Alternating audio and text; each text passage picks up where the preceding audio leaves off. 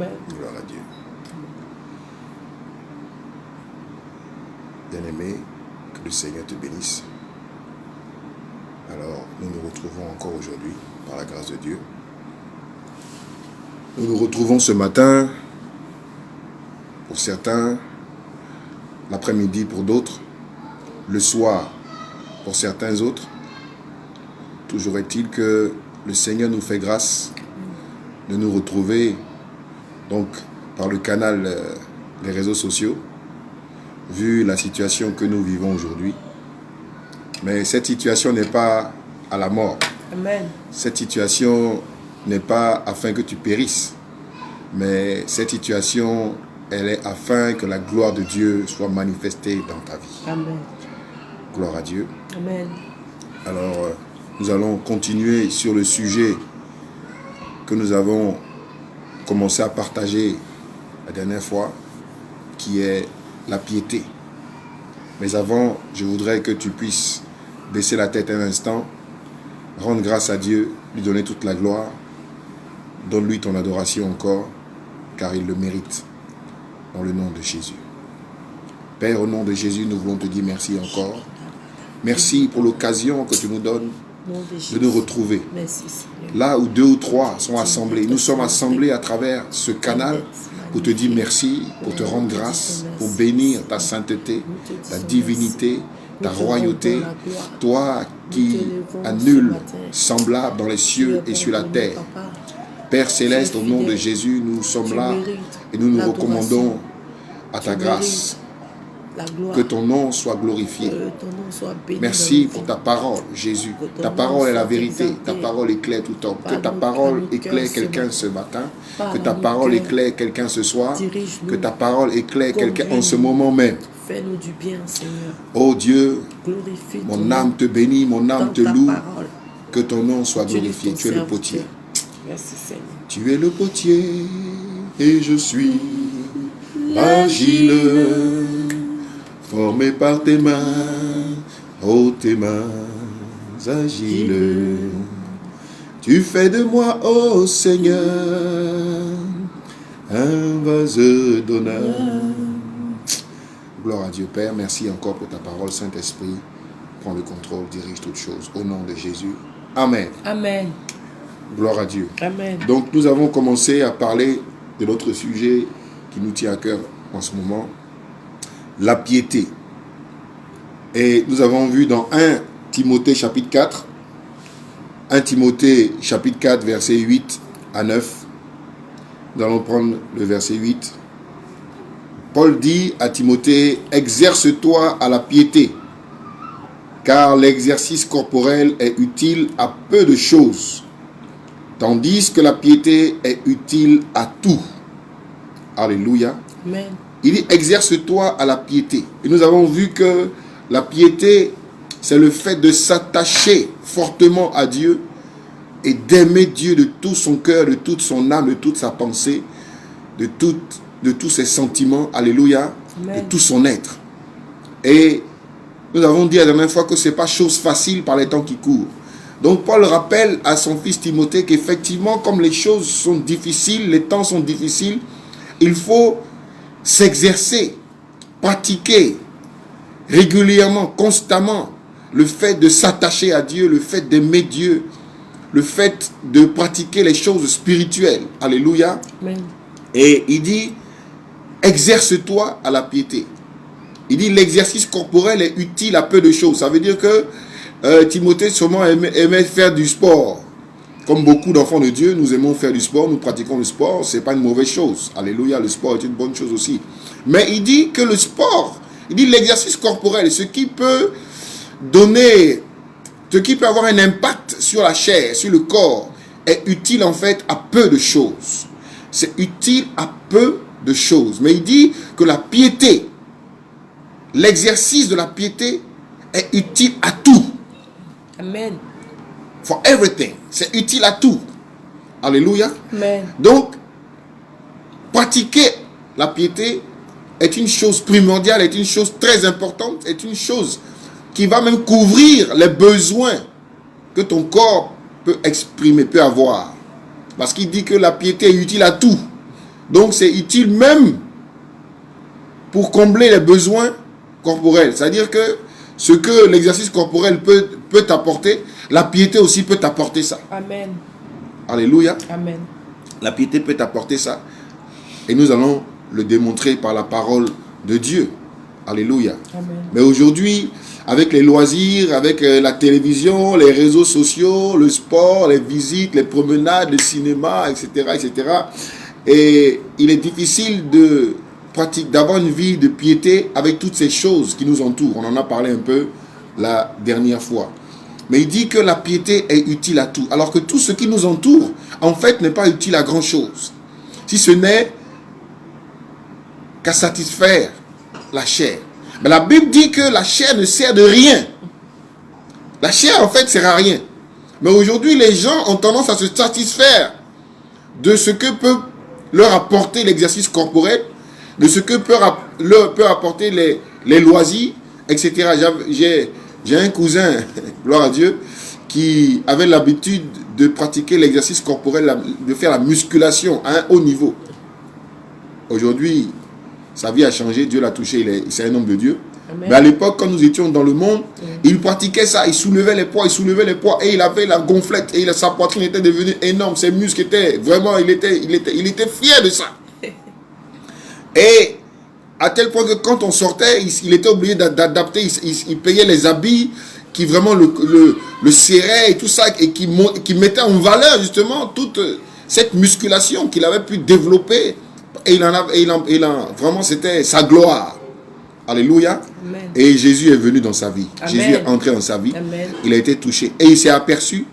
Au début, il ne comprenait pas. Mais après un certain nombre de temps, après avoir marché avec le Seigneur a enlevé tout ça, a effacé tout ça. Si vous le voyez aujourd'hui, vous n'allez jamais penser que ce gars-là, il soulevait des kilos, des centaines de kilos, et qu'il était comme Bradaris, pour ceux qui le connaissent. Alléluia. C'est-à-dire que ça n'a servi à rien. Ça n'a servi à rien. Tout ce qu'il a développé a disparu aujourd'hui. Mais il dit, le ciel et la terre passeront, mais mes paroles ne passeront point. Amen. Avoir une vie de piété, ça va garantir ton éternité. Amen. Alléluia. Amen. La piété est utile à tout. La piété peut combler tous tes besoins. La piété s'occupe de ton esprit. La piété s'occupe de ton âme. La piété s'occupe de ton corps. La piété prend soin de toi. Amen. Avoir une vie de piété, alléluia, c'est primordial. Et Psaume 77, verset 6, ou verset 7 selon les versions, pour te dire que la piété est utile à fortifier ton esprit. Psaume 77, verset 6 ou verset 7 selon les versions, il dit: je pense à mes cantiques pendant la nuit. Je fais des réflexions au-dedans de mon corps et mon esprit médite. Alléluia. Tu vois que avoir une attitude de piété, à pratiquer l'exercice de qu'on appelle la piété, comme Paul le dit, permet à ton esprit d'être fortifié, permet à ton esprit de méditer, permet à ton esprit d'être régénéré, permet à ton esprit d'être en contact avec Dieu, permet à ton esprit d'être en alerte, permet à ton esprit de pouvoir entendre la voix de Dieu, entendre les instructions de Dieu, te permet d'aller là où Dieu veut, de faire ce que Dieu veut et de ne pas faire ce que Dieu ne veut pas que tu fasses. Être connecté est primordial. Alléluia. Amen. Pratiquer la piété va te rendre fort dans ton esprit. Il dit, je pense à mes cantiques pendant la nuit. Pendant la nuit, ton esprit est en travail grâce à l'exercice de la piété. Ce qui fait que même quand tu dors, ton esprit continue d'être en alerte. Ton esprit continue de travailler, continue d'être en communion avec ton Dieu. Il dit, quand je dors, pendant la nuit, je pense à mes cantiques. Amen. Même quand tu dors, ton esprit est en louange. C'est-à-dire, la louange sort de ton esprit. L'adoration sort de ton esprit. Tu te retrouves à chanter des cantiques même que tu n'as jamais chanté à l'église. Ça, c'est la vie de piété qui permet cela dans la vie de quelqu'un. Il dit, je fais des réflexions au-dedans de mon cœur. La vie de piété va te permettre d'avoir un certain niveau de réflexion, d'avoir un certain niveau de compréhension des choses, des événements, de ce qui t'entoure et même de la parole de Dieu. La vie de piété va te permettre de réfléchir autrement. Amen.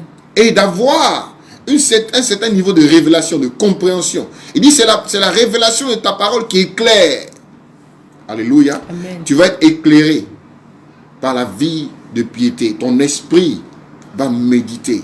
Alors tu peux être assis là et puis ton esprit commence à entrer dans la parole de Dieu et Dieu commence à te parler, à t'expliquer les choses que tu n'avais pas comprises et tu commences à être éclairé, à être une nouvelle personne. Amen. Alléluia. Amen. La piété, bien-aimée, est utile pour garder ton âme. Job, chapitre 33. Job, chapitre 33, verset 28. Il dit, Dieu a délivré mon âme pour qu'elle n'entre pas dans la fosse. Et ma vie s'épanouit à la lumière. Tu vois, la vie de piété permet de garder ton âme en sécurité. La vie de piété permet à ton âme de ne pas pécher. Amen. La vie de piété permet à ton âme de demeurer loin de l'interdit, de demeurer loin du péché. La vie de piété permet à ton âme de ne pas succomber à la tentation. La dernière fois, nous avons vu, Jésus a dit, veillez et priez, Amen. afin que vous ne tombiez pas en tentation. Alléluia. Il dit, et ma vie s'épanouit à la lumière. Il dit, la parole de Dieu est la lumière pour tous les hommes. Alléluia. Amen. La parole de Dieu est la lumière pour tous les hommes. Et il dit, ma vie s'épanouit à la lumière. Donc, avoir une vie de piété permet à ta vie d'être épanouie à la lumière de la parole de Dieu. Car quand tu pratiques la piété, quand tu t'exerces à la piété, la parole de Dieu devient ton miroir. Amen. Alléluia. Et lorsque tu es devant le miroir, quand tu remarques une imperfection sur ton visage, tu cherches à l'enlever. Alléluia. Et quand tu es devant ce miroir qui est la parole de Dieu, lorsque tu constateras une imperfection dans ta vie, dans ta façon de vivre, dans ta façon de faire, dans ta façon de marcher, alors tu seras amené à corriger cette imperfection-là. Ça, c'est la pratique de la piété. Et il dit que la pratique de la piété permet à ton âme de s'épanouir à la lumière. Amen. À la lumière de la parole de Dieu. Dans le psaume 23, verset 3, il dit, il restaure mon âme. Alléluia. Et ça, bien sûr, toi, enfant de la maison de la restauration, tu le connais parce que ça fait partie, comment dirais-je, de la vision que Dieu nous a donnée. Il dit, il restaure mon âme, il me conduit dans les sentiers de la justice à cause de son nom. Donc la piété est utile. Voici ce que la piété peut faire à ton âme. Amen. Apporter la restauration. Amen. Amen. Une âme qui est fatiguée, une âme qui est perdue, une âme qui est mal en point. Il dit, il restaure mon âme. La vie de piété permet à ton âme d'être restaurée. La vie de piété permet à ce que ton âme soit dirigée dans les sentiers de la justice. La vie de piété permet à ce que ton âme soit dirigée près des eaux paisibles, dans de verts pâturages, pour avoir du repos. C'est ce qu'on appelle le repos de l'âme, le repos de ton âme. Non pas que tu sois mort, mais tu es bien que vivant, ton âme est en paix. Amen. Jésus dit, je vous donne ma paix, non pas comme le monde vous la donne. Alléluia. Amen. La vie de piété te permet de marcher en paix, d'avoir une âme qui marche en paix. Ton âme est en paix. Tu es en paix au-dedans de toi-même. Alléluia. Amen. La vie de piété permet à ce que ton âme soit restaurée et à ce que ton âme se porte bien. La vie de piété est utile pour garder ton corps en bonne santé. Amen. Alléluia. C'est pourquoi il dit que l'exercice corporel en fait est utile à peu de choses. Parce que nous allons voir maintenant dans la parole de Dieu que la vie de piété fait ce que le sport semblerait te donner, semblerait faire sur ton corps. Amen. Ce qui fait que les gens s'adonnent beaucoup au sport, on va faire le footing, on va ici, on va ici, on va ici. Et puis finalement, quand on a fini ça, on est tellement fatigué qu'on n'a plus le temps pour la prière, on n'a plus le temps pour la méditation, on n'a plus le temps d'aller à l'église, on n'a plus le temps de servir Dieu parce qu'on est fatigué. Oui, non, j'étais au sport, je suis un peu fatigué, non, j'irai la semaine prochaine, non, etc. On se donne toutes sortes d'excuses. Mais il dit que ça, c'est utile à peu de choses. Parce que la vie de piété te permet de combler ce besoin corporel que tu as. Amen. Alléluia. Amen. Alors nous allons voir dans Proverbes chapitre 3. Proverbes chapitre 3 versets 7 à 8. Il dit, ne sois point sage à tes propres yeux, crains l'Éternel et détourne-toi du mal. Amen. Ce sera la santé pour tes muscles, un rafraîchissement pour tes os. Alléluia. Amen. Donc tu vois qu'il ne s'agit pas d'aller soulever 50 kilos, 100 kilos, 200 kilos et puis faire toutes sortes de mouvements corporels avec toutes sortes de poids. Mais il dit, ne sois pas sage à tes propres yeux. Ne pense pas que c'est ce que tu penses faire qui est bon. Mais c'est ce que Dieu te demande de faire qui est bon. Amen, amen. Il dit, crains l'Éternel et détourne-toi du mal. Aussi simple que ça. Commence à craindre Dieu. Amen. Commence à appliquer la parole de Dieu dans ta vie. Commence à marcher comme un enfant de Dieu. Commence à croire en Dieu. Amen. Commence à ne plus toucher à l'interdit. Commence à craindre Dieu. Amen. Il dit, quand tu fais ça, c'est la santé pour tous tes muscles. Tes muscles n'ont pas besoin de soulever 100 kilos. Tes muscles ont besoin de la parole de Dieu. C'est pourquoi il dit, exerce-toi la piété. Quand tu vas t'exercer à servir Dieu, à avoir une vie de piété, amen, quand tu vas commencer à t'attacher à Dieu fortement, quand tu vas commencer à aimer Dieu de tout ton cœur, tu vas voir que même ta santé sera restaurée. Amen, il dit, c'est la santé pour tous tes muscles, un rafraîchissement pour tous tes os. On continue dans Proverbes chapitre 4. Amen. Proverbes chapitre 4, versets 20 à 22. Proverbes 4, 20, 22. Il dit, mon fils, sois attentif à mes paroles. Amen. Prête l'oreille à mes discours. Alléluia. Amen. Parce que mener une vie de piété, c'est se tourner vers la parole de Dieu. Amen. Mener une vie de piété, c'est être attentif à ce que Dieu nous dit. Amen. C'est être attentif à ce que Dieu nous enseigne. Amen. C'est être attentif à la parole de Dieu, amen, à la volonté de Dieu, au discours de Dieu. Il dit, prête l'oreille à mes discours. Alléluia. Qui ne s'éloigne pas de tes yeux. Tu vois, on a tendance à ce que nos yeux puissent s'éloigner de l'essentiel. C'est ce que je disais la dernière fois. Les yeux d'Adam et Ève se sont éloignés et n'ont pas considéré l'arbre de vie qui était au centre du jardin. Ils ont détourné leur regard de ce qui était au centre de leur vie, de leur environnement, pour tourner les regards vers ce qui était plus ou moins loin. Alléluia. Il y avait toutes sortes d'arbres bons à manger, à voir, et l'arbre de la connaissance du bien et du mal. Ils sont allés vers là-bas. Il dit ici, ne détourne pas tes yeux. N'éloigne pas ton regard de ma parole. Alléluia. Amen. Il dit, garde-les dans le fond de ton cœur, car c'est la vie pour ceux qui les trouvent, c'est la santé pour tout le corps. Amen. Alléluia. Amen, amen. Mais si nous pratiquons le sport, c'est avant tout pour être en bonne santé. C'est ce qu'on nous dit. On nous dit que c'est les conseils de l'OMS, c'est les conseils des médecins, c'est les conseils partout. À l'école, partout, on nous a tous appris ça. Que pratiquer le sport, c'est bon pour la santé. Pratiquer le sport, c'est ça qui va nous donner vraiment une bonne santé. Mais il dit que ici, c'est la pratique de la piété. L'amour de la parole de Dieu. La crainte de Dieu. Marcher comme un véritable enfant de Dieu. Amen. Il nous dit ici que c'est garder les yeux sur la parole de Dieu.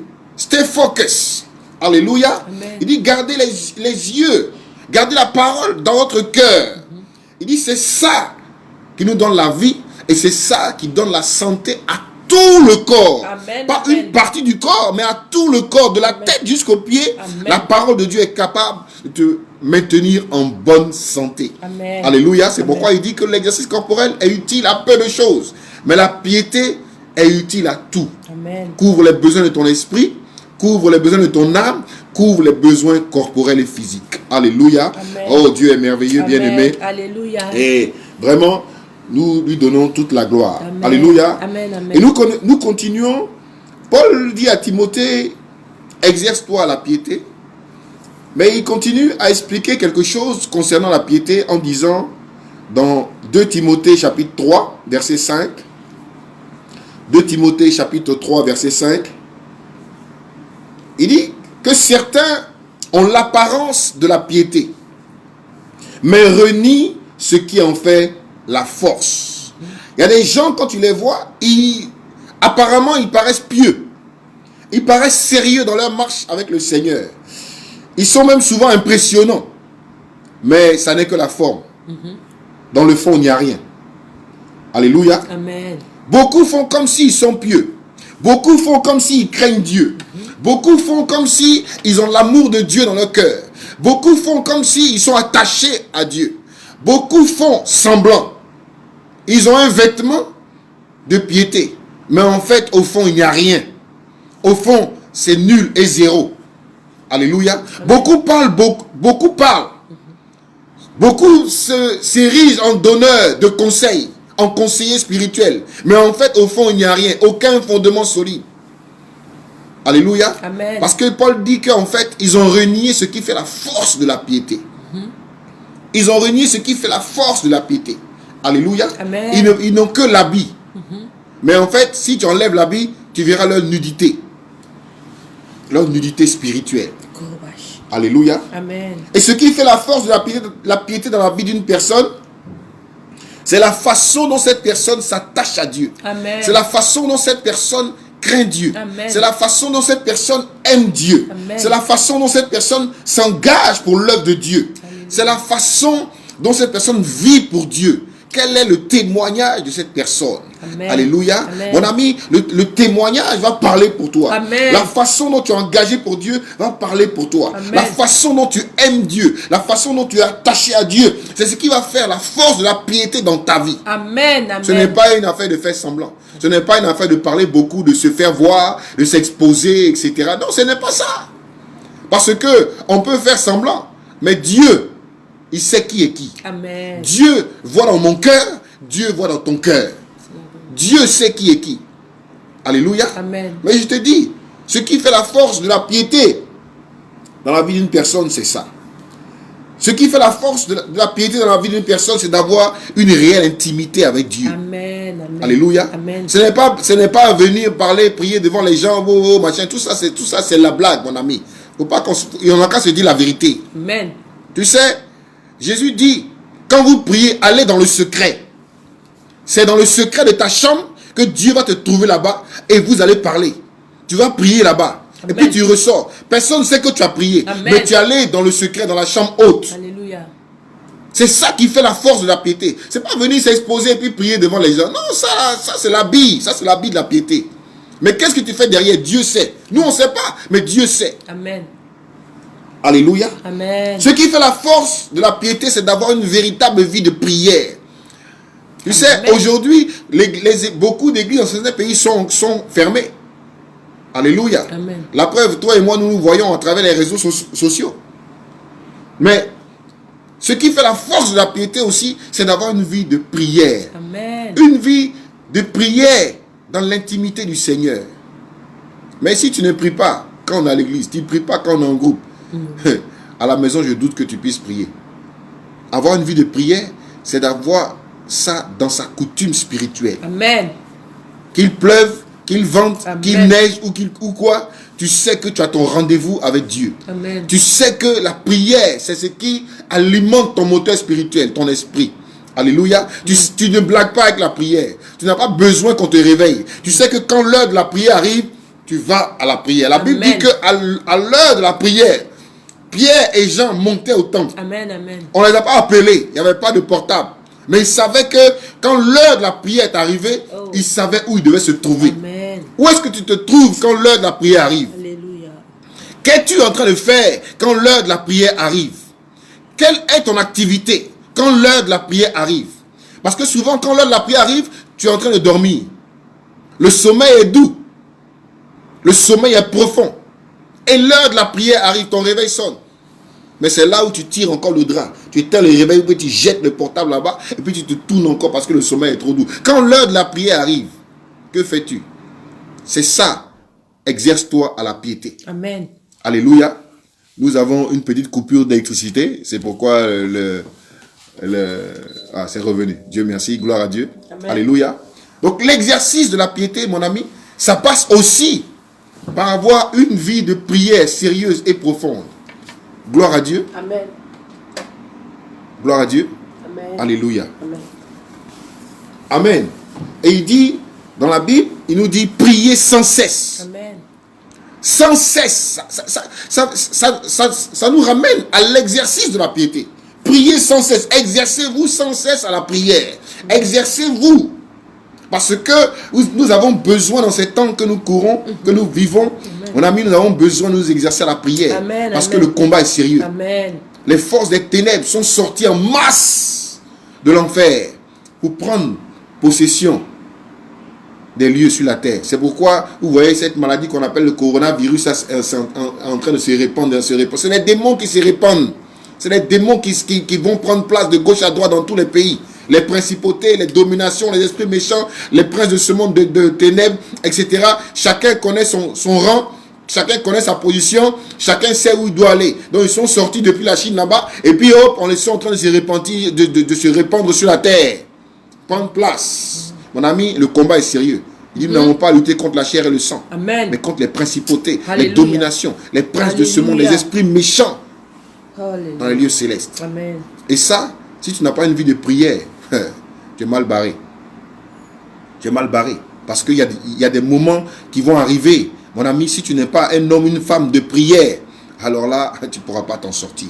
C'est pourquoi il dit, exerce-toi à la piété. Amen. Et les moments que nous vivons t'invitent justement à cet exercice. Amen. Alléluia. Amen. Ce qui fait la force de la piété aussi, c'est d'avoir des moments quotidiens de méditation de la parole de Dieu. Depuis quand tu n'as pas lu? Depuis quand tu n'as pas médité? Quelle est la dernière fois où tu t'es investi, où tu t'es introduit dans la parole de Dieu pour recevoir instruction de la part du Seigneur? Alléluia. Amen. David dit, je serre ta parole dans mon cœur. Mon ami, la parole de Dieu doit être serrée dans ton cœur. Elle doit prendre la place dans ton cœur. Amen. Quelle place a la parole de Dieu dans ton cœur, dans ta vie chrétienne, dans ta vie spirituelle? Il dit, exerce-toi la piété, mon ami, c'est aussi ça. Passer du temps dans la méditation. Ce qui fait la force de la piété, c'est aussi d'aimer aller à l'église pour servir Dieu. Ce n'est pas être une affaire d'être un chrétien du dimanche. Les gens aiment aller à l'église quand ça les arrange, quand ils ont le temps, quand ils ont toujours... Bon, ça dit que c'est l'église qui doit les attendre. Non, mon ami, Dieu n'a pas le temps. Hein. Tu viens en avance, tu ne viens pas, c'est toi qui restes derrière. Alléluia. Alléluia. L'église, c'est la propriété du Seigneur. Et c'est ton avantage d'aller à l'église. Amen. Parce que tu vois, non, c'est là-bas que tu vas recevoir. À l'église, on reçoit les instructions. C'est à l'église, on reçoit l'enseignement. C'est à l'église, on nous entraîne. Exerce-toi la piété là. Tu vois, non? Souvent, tu vas à la salle de sport. Parce que toi-même, tu sais qu'à la maison, même quand tu as un vélo ou tu as un tapis roulant, souvent, même, tu ne l'utilises même pas. Au début, tu l'as acheté, tu es là sur le vélo, au bout d'une semaine, le vélo même t'énerve. Mais tu vas à la salle de sport parce que là-bas, il y a du monde, il y a un coach, on peut te guider, on peut t'entraîner, on peut te montrer comment faire, etc. Le coach, c'est ton pasteur. Amen. C'est le pasteur qui va te dire, fais ça, ne fais pas ça, fais comme ça. C'est comme ça. Donc, aller à l'église, c'est important. C'est pourquoi la Bible dit, n'abandonnez pas votre assemblée. Amen. Beaucoup pensent qu'ils peuvent faire sans l'assemblée. Mais si tu quittes l'assemblée, si tu n'as pas l'habitude d'être dans l'assemblée, si tu ne prends pas pied dans ton assemblée, mon ami, tu es en train de perdre ton temps. Il faut qu'on se dise la vérité. Avoir une vie de piété, c'est donc aussi aller à l'église, participer à la vie de l'église, s'investir dans la vie de l'église. Alléluia. Amen. Non pas quand tu veux et comme tu le veux. Alléluia.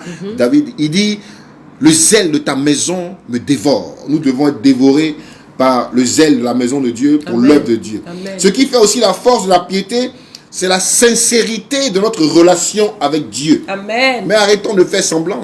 Bien-aimés, arrêtons de faire semblant. Arrêtons de faire semblant. Ça va être mon dernier point pour conclure aujourd'hui. Mais trop d'enfants de Dieu font semblant. C'est pourquoi il a commencé par dire que beaucoup ont l'habit de la piété, mais ils ont renié ce qui fait la force. Alléluia. Amen. Beaucoup font semblant. Tu vois, au moment où Jésus a été crucifié, Pierre et les autres sont partis. Et Pierre a pu entraîner tous ceux qui pratiquaient la pêche comme lui auparavant. Il dit, moi je retourne à la pêche. Et vous faites quoi? Il dit, bon, d'accord. Il a réussi à les convaincre. Ils sont retournés à la pêche. Et quelques jours plus tard, Jésus se présente à eux. Alléluia. D'abord, premièrement, Pierre ne le reconnaît même pas. Pourtant, il est serviteur de Dieu, l'appel est sur lui. Mais il ne reconnaît pas Jésus. Après plusieurs échanges, c'est Jean qui finit par dire à Pierre, c'est le Seigneur. Amen. Alors ils vont sortir de l'eau, ils vont s'approcher et une conversation va s'engager entre le Seigneur Jésus et Pierre. Et la question que Jésus pose à Pierre, il dit: Pierre, m'aimes-tu? Mais Pierre répond automatiquement: mais Seigneur, je t'aime. À qui le Seigneur poserait cette question-là aujourd'hui? M'aimes-tu? Et il dirait: Seigneur, je ne t'aime pas. Tu es enfant de Dieu, tu vas à l'église, tu es chrétien. Comme on dit, tu es chrétien, tu as donné ta vie à Jésus. Donc il n'est pas question que tu n'aimes pas Dieu, que tu n'aimes pas Jésus. C'est évident pour toi que tu l'aimes. Mais c'est ta vie de piété qui va faire la différence. Amen. Ce n'est pas de faire semblant. Alléluia. Amen. Il a posé la question à Pierre: est-ce que tu m'aimes? Pierre dit: je t'aime. Deuxième fois: Pierre, est-ce que tu m'aimes? Pierre dit: je t'aime. Jésus dit: non, tu ne m'aimes pas. Tu ne m'aimes pas, tu fais semblant.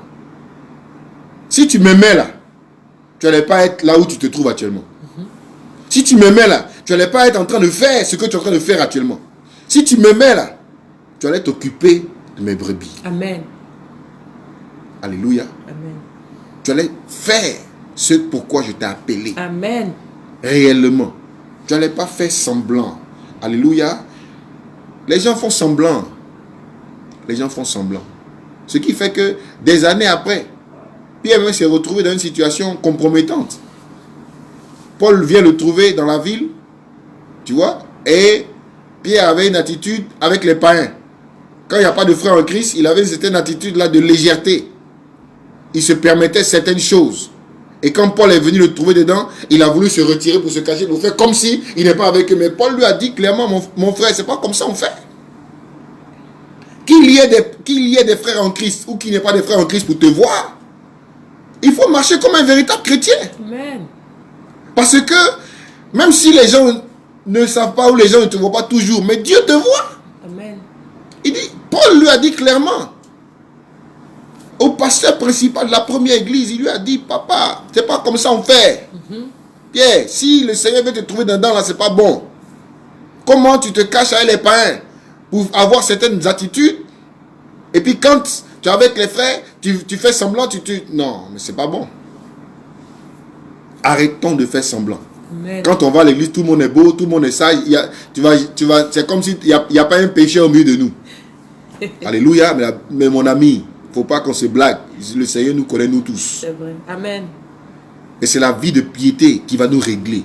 Amen. Tu vois, quand tu allumes ta radio, tu tournes le bouton jusqu'à ce que ça trouve la bonne chaîne. Et la voix sort. La voix est claire. Amen.